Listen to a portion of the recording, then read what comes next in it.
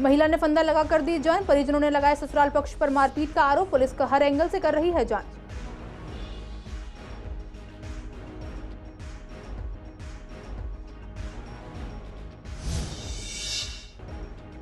Jagatpuri red light पर चला MCD का बुलडोजर, बेघर हो गए स्थानीय लोग। कैमरे से बचते नजर आए अधिकारी।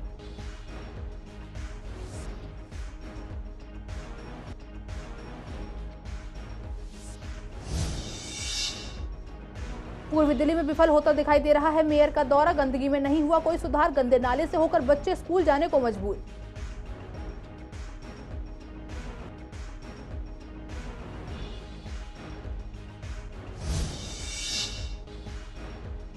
एक फरवरी को वित्त मंत्री छठी बार करेंगी बजट पेश। महिलाओं का कहना, महंगाई में होनी चाहिए कमी। महिलाओं को इस बार बजट से है काफी उम्मीदें।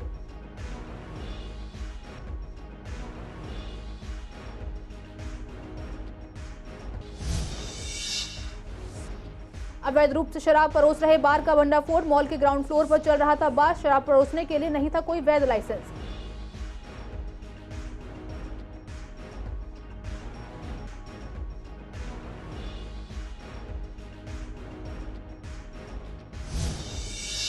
नमस्कार, आप देख रहे हैं सीसीएन लाइव। मैं हूं आपके साथ काजल चौधरी। स्वागत है आपका हमारे खास कार्यक्रम पूर्वी दिल्ली खास में। कुछ खास खबरों के साथ करते हैं बुलेटिन की शुरुआत।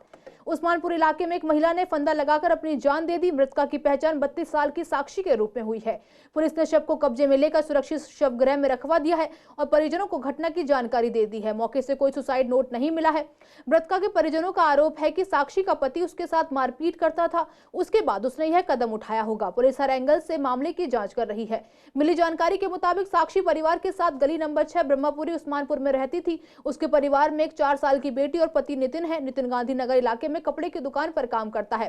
साक्षी के रिश्तेदार ने बताया कि रविवार सुबह उनके पास फोन गया था कि साक्षी ने फांसी लगा ली है। परिजन जब बरेली से दिल्ली पहुंचे तो वह अस्पताल में मिली। परिजनों का आरोप है कि साक्षी के साथ मारपीट की गई थी। पूर्वी दिल्ली के जगतपुरी रेड लाइट पर अतिक्रमण पर आज एमसीडी का बुलडोजर चला। जब सीसीएन के संवाददाता विवेक पठानिया ने मौके पर पहुंचकर वहां रह रहे लोगों से बात की तो उन्होंने बताया कि एमसीडी वाले बिना किसी सूचना के आए और हमारा घर तोड़कर चले गए। वहां रह रहे एक लुहार ने बताया कि पार्टी ने सरिया लाकर दिया था, वह भी सरिया एमसीडी ने जब्त कर लिया और वह करीबन 50,000 का सामान था। मैं मालिक को क्या जवाब दूंगा? मेरे परिवार के पास एक ही रास्ता है कि हम खुदकुशी कर ले। मौके पर जब हमने अधिकारी से बात करनी चाहिए तो वह कैमरे से बचते नजर आए। उन्होंने कैमरे पर हाथ लगाया और कहा कि अभी मैं कुछ बात नहीं करना चाहता। दूसरी तरफ लीडिंग ऑफिसर वहां रह रही एक महिला के साथ बदतमीजी से बात करते हुए भी नजर आए। देखिए इस वीडियो में।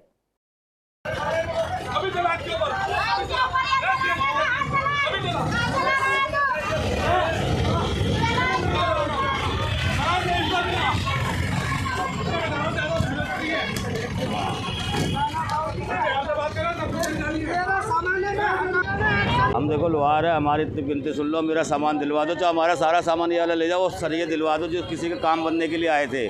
50,000 का घाटा मैं कहाँ से खा पाऊँगा गरीब आदमी। मैं आपके आगे हाथ जोड़ रहा हूँ। नहीं बताया हमारे को, कोई ऐसे कुछ भी नहीं कहा हमारे को। अचानक आए, अचानक हमारा सामान ले जाए कोई बात नहीं, सामान की वो तुम्हारे को नहीं है। हमारा खाने पीने का भी ले जाओ, रोटी वोटी भी इन्होंने सब फेंक दी, हमारी खाना वाना भी सब फेंक दिया हमारा। जो हमारा दूसरे का सामान है वो 50,000 का मैं झटका नहीं झेल पाऊंगा सर। हमारे में से कोई ना कोई एक आधा मर जाएगा और इनकी जिम्मेदार ये होंगे, सारे एमसीडी होंगे उनकी जिम्मेदार। हमारे में से कोई सा भी ख़त्म होगा तो सर मैं ये कहना चाहता हूँ, ये केजरीवाल जी जो कह रहे थे कि झुग्गी जहाँ है जिसकी वो वहाँ रहेंगी। हम गरीब आदमी हैं और हमारे को प्रधानमंत्री योजना से ये बनाया था, लाइसेंस बना के दिया था, पंजीकरण पर्ची। पूर्वी दिल्ली में मेयर का दौरा विफल होता दिखाई दे रहा है। हम बात कर रहे हैं विश्वास नगर वार्ड की हंस अपार्टमेंट की एंट्री की, जहां पर मेयर का दौरा हुआ था। आज भी वहां वैसी ही स्थिति है जैसी मेयर के सामने थी। वहीं पर प्राथमिक विद्यालय भी है जहां के विद्यार्थियों को बहुत सी परेशानियों के साथ जूझकर अपनी शिक्षा लेने के लिए जाना पड़ता है। इसी वजह हमारे संवाददाता विवेक पठानिया ने स्थानीय निवासी और स्टूडेंट्स के पेरेंट्स से बात की तो उन्होंने बताया कि सरकार को इसे ठीक कराना चाहिए। स्थानीय निवासियों ने बताया कि मेयर के दौरे के आधे घंटे बाद ही यहां से पानी साफ हो गया था, तो अब क्यों नहीं होता, या वह काम केवल अपनी नौकरी बचाने के लिए किया गया था। साथ ही उन्होंने बताया कि बदबू और बढ़ते मच्छरों से हमें परेशानियां होती हैं। वहीं पेरेंट्स ने बताया कि बच्चे प्राथमिक शिक्षा लेने के लिए गंदे नाले के पानी में चलकर जाने के लिए मजबूर हैं। स्कूल स्टाफ ने भी इसकी शिकायत निगम पार्षद तक पहुंचाई हुई है। सुबह हम लोग बच्चों को लेके आए थे तब पूरा ये पानी सारा भरा हुआ था, निकलने का रास्ता बिल्कुल भी नहीं था। कई दिन से हो रहा है ये। कई दिन से हो रहा है। हाँ, छोटे छोटे बच्चे भी आते हैं, लेके आते हैं स्कूल छोड़ने के लिए, तो इधर से रास्ता होता ही नहीं बिल्कुल भी, इधर से लेके निकलते हैं गाड़ियों के आगे से। गंदा पानी है, नाले का पानी आ रहा। सवेरे दीदी लैटरिन थी, पानी में इतना गंदा पानी था, मेरे बच्चे के तो सारे पैर सने गए थे इसमें।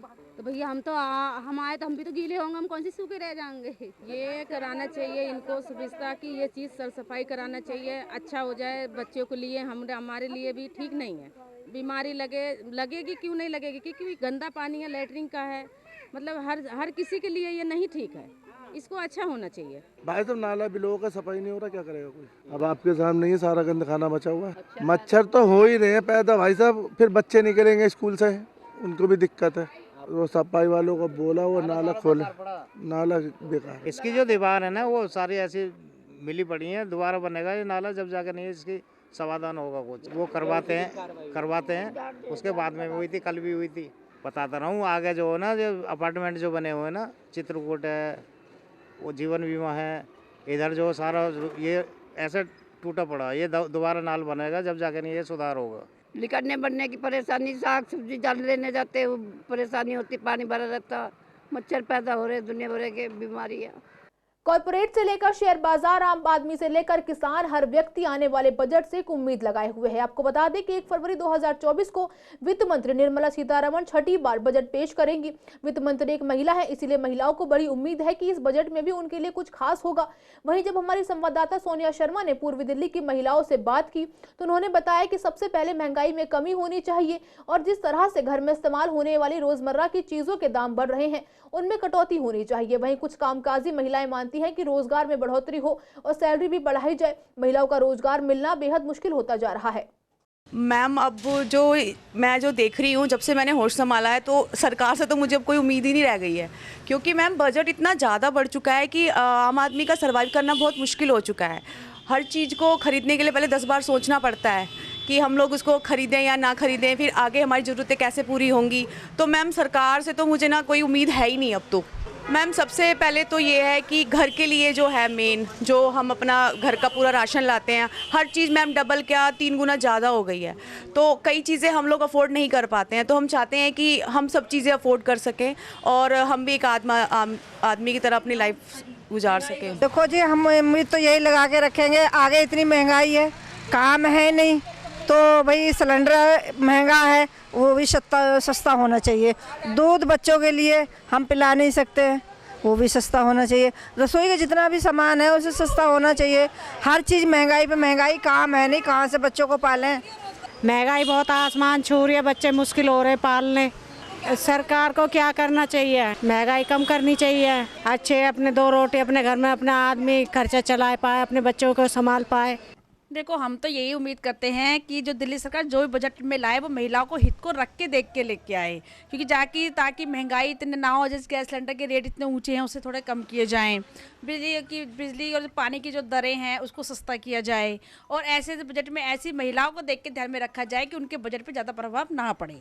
घर के सामान है, राशन है, उसमें जो है हमें जो है बहुत महंगाई का सामना करना पड़ता है, जैसे कि दूध है, आगे और भी सब्जी वगैरह है। आजकल सब्जियों के रेट्स हैं इतने महंगे हो गए हैं कि बंदा पहले लेने से पहले सोचता है कि हम क्या लें क्या ना लें। अपने घर के बजट को लेके जो हम लोग महिलाएं जो हैं बहुत परेशान हैं, इसलिए जो है महिलाओं को जो बजट को जो है महिलाओं को ध्यान में रख के जो है पास करना चाहिए। मैं चाहती हूँ कि बजट में थोड़ा सा इंक्रीज होना चाहिए, जैसे कि महंगाई बहुत बढ़ रही है, घर में कारोबार है नहीं, उसके चक्कर में घरों में अगर महंगाई होगी तो हम महिला कुछ नहीं कर पाएंगी। सिलेंडर में भी इतने बजट हो रहे हैं और उसके फिर घर में खर्चे भी इतने हैं, तो हम चाहते हैं महिला को भी कोई सुविधा मिले जिससे वो अपना वर्क भी कर सकें। शाहदा जिला स्पेशल स्टाफ ने अवैध रूप से शराब परोसने वाले एक बार का पर्दाफाश किया है। एक बार आनंद विहार स्थित क्रॉस रिवर मॉल के ग्राउंड फ्लोर पर चलाया जा रहा था। मौके से पुलिस को बियर की 24 बोतलें और विस्की की 2 बोतलें बरामद हुई हैं। पुलिस अधिकारी ने बताया कि स्पेशल स्टाफ को 27 जनवरी को बार में अवैध गतिविधियों की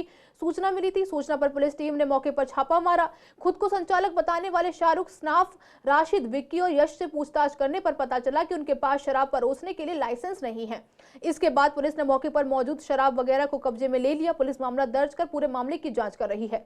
गीता कॉलोनी पुलिस ने एक कुख्यात लुटेरे को लूट की रकम के साथ गिरफ्तार किया है। उसकी पहचान गीता कॉलोनी के सफेदा झुग्गी इलाके के मोहम्मद सलमान उर्फ कालू के रूप में हुई है। आरोपी के खिलाफ पहले भी कई आपराधिक मामले दर्ज हैं। उसके पास से 2000 रुपए नकद बरामद हुए हैं। पुलिस अधिकारी ने बताया कि गीता कॉलोनी थाने में 27 जनवरी की रात 10:15 पर ब्लॉक 9 में राधा स्वामी सत्संग पार्क के पास लूट की पीसीआर कॉल मिली थी। कॉल पर पुलिस मौके पर पहुंची। वहां शिकायतकर्ता महिला सहाना ने बताया कि राधा स्वामी सत्संग पार्क में उनका 9 साल का बेटा यासीन खेल रहा था। वह अपनी बेटी को 2000 रुपए देने के बाद घर से बेटी की दवाइयां लेने के लिए निकली ही थी कि थोड़ी दूर जाने के बाद उन्हें अपने बेटे के चिल्लाने की आवाज सुनाई दी। वापस लौटी तो देखा कि आरोपी मोहम्मद सलमान ने उनके बेटे को पकड़ रखा था और बेटी की पिटाई कर रहा था। पीड़िता तुरंत अपने बच्चे को बचाने के लिए भागी। जब तक वह आरोपी के पास पहुंचती, आरोपी रुपए लूट कर भाग गया। इसके बाद पीड़िता की शिकायत पर मामला दर्ज कर जांच करते हुए पुलिस ने 5 घंटे के भीतर आरोपी को गिरफ्तार कर लिया। उसके पास से लूट की रकम भी बरामद कर ली गई है।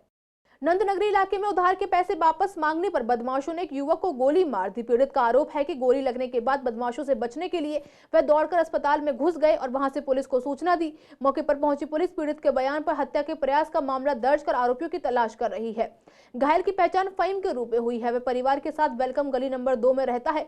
फहीम एक निजी कंपनी में काम करता है। पुलिस को दी शिकायत में पीड़ित फहीम ने बताया कि करीब 3 महीने पहले उन्होंने अपने एक जानकार राजू को 13,000 रुपए उधार दिए थे। पीड़ित के अनुसार 27 जनवरी की रात को राजू ने कॉल करके उसे पैसे लेने के लिए बुलाया। वह रात करीब 9:30 बजे राजू के बताए पते पर सुंदर नगरी पहुंचा, जहां कुछ देर बाद बातचीत करने पर राजू का दोस्त भी वहां आ गया। आरोपी के आते ही राजू ने उन्हें गोली मारने के लिए कहा। पीड़ित का आरोप है कि आरोपी ढब्बा ने जैसे ही तमंचा निकाला वह भागने लगा। इस बीच आरोपी ने गोली चला दी। गोली उसकी कमर पर लगी। इसके बाद वह अस्पताल पहुंचा और पुलिस को सूचना दी। अनाधिकृत कॉलोनी के बाद अब ग्रुप हाउसिंग सोसाइटी में भी एमएलए फंड इस्तेमाल पर रोक पर दिल्ली नगर निगम ने आदेश जारी कर दिया है। इसी पर जब हमारे संवाददाता ने पूर्वी दिल्ली के विश्वास नगर के एमएलए ओम प्रकाश शर्मा और अनिल वाजपेयी गांधीनगर से बात की तो उन्होंने दिल्ली सरकार की एमसीडी की निंदा की और बताया कि इस फंड से अधिकतर समिति में काम हुआ करते थे, लेकिन जब हमने विधानसभा से परमिशन लेकर यह काम शुरू किया तो दिल्ली सरकार की एमसीडी ने निगम से मुद्दा उठाकर इस पर आदेश जारी कर दिए, जिसकी हम पूर्ण रूप से निंदा करते हैं। उन्होंने यह भी बताया कि इस फंड के जरिए धार्मिक स्थान पर और सोसाइटी की सिक्योरिटी पर फंड के द्वारा काम किया जाता था, लेकिन अब केजरीवाल के अधीन सरकार के हस्तक्षेप के बाद काम सब रुक जाएगा। देखिए, आम आदमी पार्टी की सरकार में केजरीवाल जी के नेतृत्व में दिल्ली विधानसभा में हम सब लोगों ने उनके ऊपर दबाव डालकर ये पास कराया था कि MLA led fund multi storey society जो है उसमें लगाया जा सके। लेकिन अब उन्हीं की पार्टी का एक हिस्सा जो म्युनिसिपल कॉरपोरेशन में है, बड़ी अजीब सी विडंबना है। अजीब बात यह है कि जिसको दिल्ली की विधानसभा जिस चीज़ को पास कर रही है उसके कंट्राडिक्ट दिल्ली म्युनिसिपल कॉरपोरेशन उसके लिए मना कर रही है। हम इसकी निंदा करते हैं। MLA led fund multi storey society के जो लेजिटिमेट रूप से रहने वाले लोग हैं वहाँ लगाया जाना चाहिए। अगर म्युनिसिपल कॉरपोरेशन नहीं लगाएगी तो हम किसी थर्ड एजेंसी से उस काम को कराएंगे। देखिए, केजरीवाल की सरकार का तो काम ये है कि हर काम में रोड़े अटकाना, और चाहे वो सुप्रीम कोर्ट के द्वारा दिया गया फैसला हो, आपने देखा उसमें क्या कुछ उन्होंने नहीं किया है। मेरा मानना ये है कि सरकार अगर आप चला रहे हैं, आप देखिए कि केंद्र में देश के प्रधानमंत्री माननीय अटल बिहारी वाजपेयी जी की सरकार थी और राज्य में कांग्रेस की शीला दीक्षित की सरकार थी, और कितना कोऑर्डिनेशन चलता रहा। एमसीडी में बीजेपी की सरकार थी तो कितना सहयोग चलता रहा, लेकिन आज आम आदमी पार्टी की सरकार में कोई कोऑर्डिनेशन नहीं है। राज्य सरकार का केंद्र सरकार के साथ नहीं है। और मैं तो बताऊं आपको, जो राज्य सरकार दिल्ली की है उन्हीं का एमसीडी के साथ कोऑर्डिनेशन नहीं है। जो उनके नॉमिनेटेड एमएलए हैं या और जो लोग हैं वो कोई दूसरी भाषा बोलते हैं। दबी जबान में बहुत से लोग एमसीडी के जो निगम पार्षद आम आदमी पार्टी के हैं वो भी ये कहते हैं कि कम से कम स्टैंडिंग कमेटी काम होना चाहिए। लेकिन जिस तरीके से वादे उन्होंने केजरीवाल सरकार ने किए थे एमसीडी में, चाहे वो हाउस टैक्स का हो चाहे कन्वर्जन चार्जेस का हो, कोई काम एक बता दें कि एमसीडी में सत्ता में आने के बाद उन्होंने किया हो। पूर्वी दिल्ली में कई सड़कों की हालत बेहद खराब है, जिसकी वजह से आम जनता को यहां से आवाजाही में काफी परेशानी होती है। दोपहिया वाहन चलाने वाले लोगों की गाड़ियां अक्सर फिसल कर गिर जाती हैं और लोग चोटिल हो जाते हैं। साथ ही आपको बता दें कि न्यू गोविंदपुरा की सड़क काफी लंबे समय से टूटी हुई है, लेकिन कोई सुनवाई नहीं हो रही है। वहीं जगतपुरी की ओर जाने वाली मेन सड़क की हालत भी बेहद खराब है, जिसकी वजह से लोगों को चलने में भी काफी दिक्कतें होती हैं। आने जाने दिक्कत होती है, खड्डे बड़े हुए हैं, कह रहे 22 के बाद बनाएंगे सड़कें, राम जन्मभूमि का उद्घाटन के बाद बनाएंगे, अब तक तो है नहीं है। या मलो उठाना है, ये कराना, सब कुछ हमने करा दिया, अब इंजन तैयार कर रहे हैं, अब तक बनी नहीं है। नौजी क्या दिक्कत है, कितने समय से है? और बड़े टाइम से आई 2-2.5 महीने हो गए, यहाँ पर आधी सड़क बनाई है, आधी बनाई नहीं है, कूड़ा पड़ा हुआ है, मलबा पड़ा हुआ है, ना कोई उठाने वाला है ना कोई करने वाला है। ये काम भी हमने अपने पास से किया, जो नाका मलबा है सारा उठवाते हुआ हम लोगों को पैसे दिए, जो कि निगम पार्षद का काम होता है या MLA का होता है, लेकिन उन लोगों के पास टाइम ही नहीं है यहाँ आके देखना नहीं। तो इस वजह से बड़ी ज़्यादा हमें परेशानी हो रही है। भी आधी सड़क बनी है, आधी नहीं बनी है, वही दूरी बनी है, दूरी बनाई है, दूसरे काम किए उन्होंने, सब पूरे काम किए। क्या बताए तो हमारे प्रेम जी ने जो बताया है इससे ये है, रोड टूटे हुए बहुत परेशानी होती है लोगों को यहाँ से जाते हुए, जैसे बहुत पानी भर जाता है, इसको बनवाना चाहिए। नर्सरी एडमिशन की दौड़ में आज कई स्कूलों में सेकंड लिस्ट निकाली गई, जिसमें कई पेरेंट्स के बच्चों को एडमिशन मिला और कई लोग खाली हाथ ही लौट गए। पूर्वी दिल्ली के कई स्कूल जैसे queen global, Bharat national public school में पहली लिस्ट के बाद ही नर्सरी एडमिशन को क्लोज कर दिया गया था, क्योंकि टीचर्स ने बताया कि सीट्स पहली लिस्ट के बाद ही फुल हो चुकी थी, तो सेकंड लिस्ट नहीं निकाली गई। रामविहार स्थित भाई परमानंद स्कूल में आज 28 बची हुई सीट्स के लिए सेकंड लिस्ट निकाली गई, जिसमें पहले पेरेंट्स को SMS के जरिए इन्फॉर्म किया गया, फिर लकी ड्रॉ के बाद चुने हुए बच्चों की लिस्ट निकाली गई। ऐसे में जब हमने पेरेंट्स से बात की तो उनका कहना था कि पहली लिस्ट में नाम न आने से काफी मायूसी हुई थी। पेरेंट्स के लिए काफी मुश्किल हो जाता है जब मनचाहे स्कूल में बच्चे का नाम ना आए। सीट्स काफी कम बची हुई हैं। उम्मीद यही है कि सेकंड लिस्ट में नाम आ जाएगा, वरना फिर किसी और स्कूल में एडमिशन लेना मजबूरी हो जाएगी। हम मतलब फर्स्ट लिस्ट का भी वेट किया था हमने, लेकिन फर्स्ट लिस्ट में मेरे बच्चे का नाम नहीं था, और जबकि सिबलिंग्स था हमारा केस में। तो सेकंड पे भी उन्होंने 70 पॉइंट्स हमारे, फिर भी उन्होंने हमें ड्रॉ में डाल दिया, हमें डायरेक्ट एडमिशन नहीं मिला। जबकि मेरी बेटी सिबलिंग है तो हमें सिबलिंग में एटलीस्ट एडमिशन मिलना चाहिए। सिबलिंग के मिल गई, इन्होंने पता नहीं कोई ट्रांसपोर्ट का इशू दिखाया है कि उसकी वजह से आपको पॉइंट्स नहीं मिले। अगर एज़ पर गवर्नमेंट रूल आप देखें तो सिबलिंग्स को फर्स्ट नंबर पे एंट्रेंस मिलती है, तो अब जाके पता लगेगा कि 70 पॉइंट्स हमारे हैं तो हमको वो कंसीडर कर रहे हैं या नहीं कर रहे हैं। सिबलिंग का नंबर आया था, बट अभी हमें पॉइंट्स मिले नहीं हैं। आज बुलाया है मैसेज के थ्रू, अगर शायद आज आ जाए तो। ट्रांसपोर्ट के पॉइंट से मिले, सिबलिंग के तो शायद मिले हैं, हमें ट्रांसपोर्ट के नहीं मिले। रूल रेगुलेशन कुछ ज़्यादा स्कूलों के टाइट है, अदरवाइज और स्कूल मैंने देखे हैं इतना कोई रूल रेगुलेशन इतना नहीं है। यस, फर्स्ट लिस्ट में नाम नहीं आया तो just because we got the message from the school only, तो आज हम आए फॉर लकी ड्रॉ। अब देखते just hope for the best कि आ जाए, but let's see. Maybe it's all about points, के पॉइंट्स पे डिपेंड है। माई डॉटर गॉट 65 पॉइंट्स, तो इससे नियर बाय जो भी 80 बिलोंग करते हैं मे बी उनका आया है, पहले उनको रेफरेंस मिली है। अब प्रेफरेंस जो उनको मिली है, अब देखते हैं क्या होता है। अभी तो कोई उम्मीद नहीं लग रही मुझे, क्योंकि इतने सारे पेरेंट्सों को देख के तो मुझे उम्मीद नहीं लग रही है। 3-4 स्कूल में हाँ आ चुका है सब में नाम, बस सिर्फ इसमें नहीं है, इस स्कूल में डालने के लिए भाई परमानंद के लिए, बट आया नहीं है इसमें अभी तक ना। दिल्ली के कई थानों के SHO और इंस्पेक्टर्स का ट्रांसफर अलग अलग जगहों पर हो गया है। दिल्ली पुलिस मुख्यालय की ओर से रविवार को एक लंबी लिस्ट जारी की गई है। दिल्ली में क्राइम कंट्रोल को पहले से और बेहतर बनाने के लिए दिल्ली पुलिस मुख्यालय की ओर से यह बड़ा फैसला लिया गया है। इस लिस्ट में 78 अधिकारियों का ट्रांसफर किया गया है। इस लिस्ट में वर्तमान समय में SHO का काम देख रहे पूर्वी दिल्ली के 2 SHO को फिर से थाने में SHO बनाकर ही नई पोस्टिंग दी गई है। इधर से उधर भेजे गए SHO इंस्पेक्टर्स में शामिल हैं SHO प्रीत विहार, हर्ष विहार, न्यू अशोकनगर, गांधीनगर, खजूरी खास, Bhajanpura, Patparganj industrial, Jafrabad, Anand Vihar, Shahdara, Jagatpuri, Shahdara Krishnanagar, Shastri park, metro. इस लिस्ट में 2 SHO ऐसे भी हैं जिनका प्रमोशन होकर वे ACP बन चुके हैं, लेकिन 1 वर्ष पूरा होने के बाद भी SHO का काम देख रहे हैं।